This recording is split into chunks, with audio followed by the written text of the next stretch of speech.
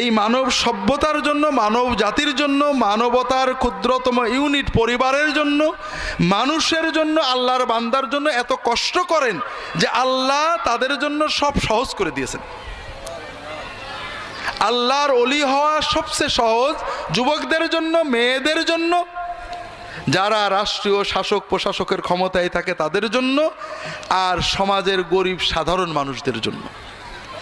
কারণ তারা তাদের নিজ নিজ জায়গায় যদি কোনো শাসক প্রশাসক কর্মকর্তা নেতা শুধু ফরজ আদায় করেন আর ইনসাফ ভিত্তিক কাজ করেন, সবার অধিকার বুঝে দেন, কারোর জুলুম না করেন, তিনি আল্লাহর বড় ওলি হয়ে যাবেন।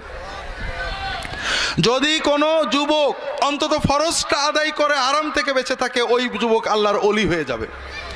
যদি কোনো সাধারণ মানুষ, সমাজে মূল্য নেই, অন্তত হালাল খেয়ে চলেন, আল্লাহর ইবাদতটুকু করেন, নফল নামাজ মোটে না করেন, সারাদিন রিক্সা চালিয়ে বেড়ান,